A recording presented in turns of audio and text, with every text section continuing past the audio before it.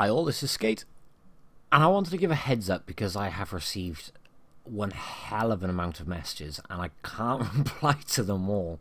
So I apologise if you haven't had a response. It's not intentional, I'm not being ignorant. Now pretty much all of these messages have been related to the new event. And I do understand the news wasn't exactly clear in places, but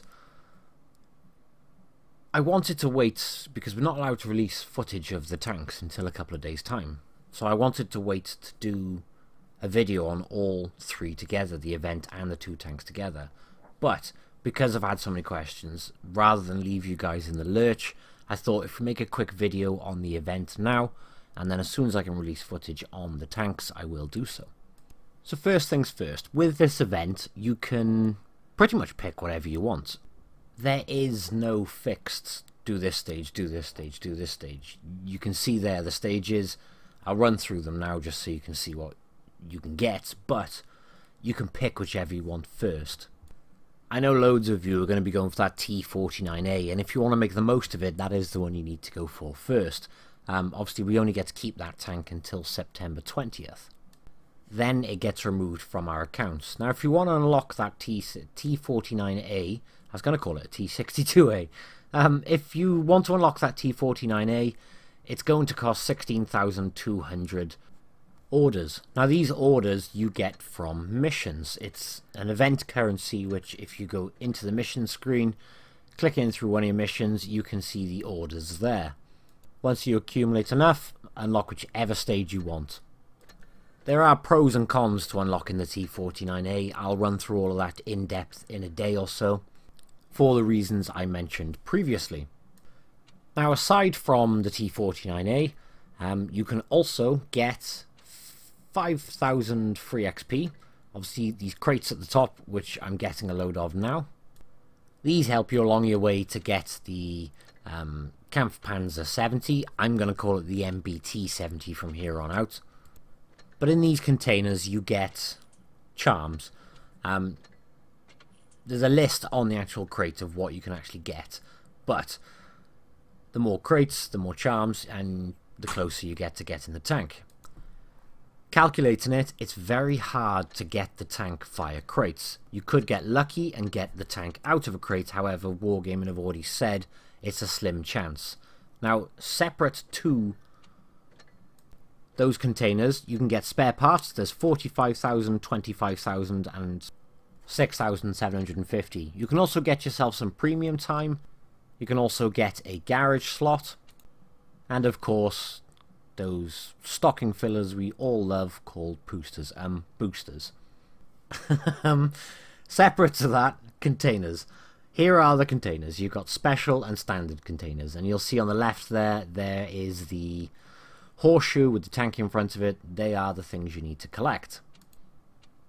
Now I'm just going to open a couple as an example of what you can get, but you can see the bar at the bottom going up. When you open the containers, it doesn't tell you how many charms you get out of it. It just automatically adds to that tally at the bottom.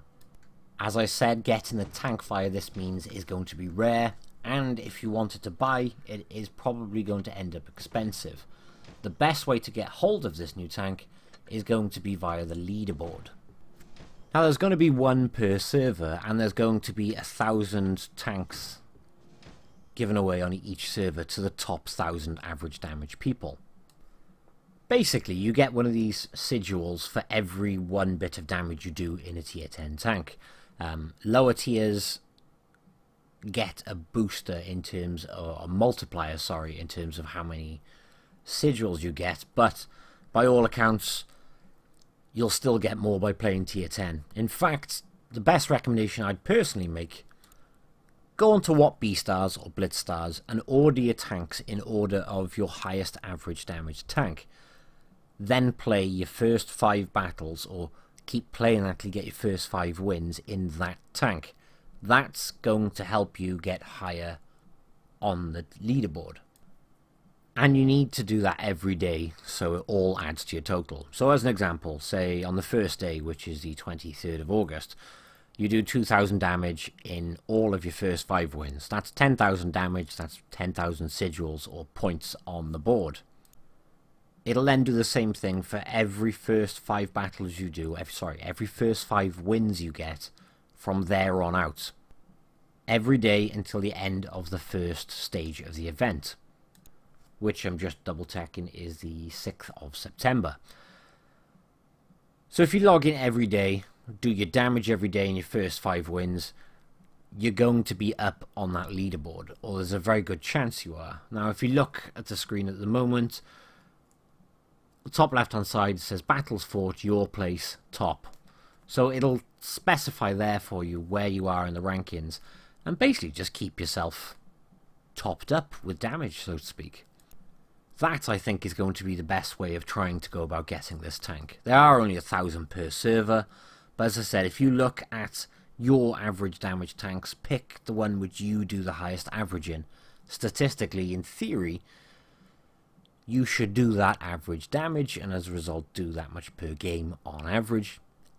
Hence, it's your best shot of getting higher up the leaderboard. And aside from going into big details on the tanks, which I do intend on doing because A, I like to ramble, and B, I like to ramble about tanks. So I promise the second we get approval, those videos will be released for you, containing the 2 new tanks and all the details I can possibly give you on them. I intended to do this part, as I mentioned, as part of that video, but because of the amount of questions, I thought best to just try and answer them as best we can. So I do apologise for the very shorter than average video, but from the same perspective I hope it's also answered a couple of the questions which are out there until I can answer the rest. But thank you very, very much for watching. Like I said, it is shorter than average, but you know the reasons they're in the video, unless you've skipped big chunks just to try and find the tanks and then got to here and said, well, where the hell are the tanks?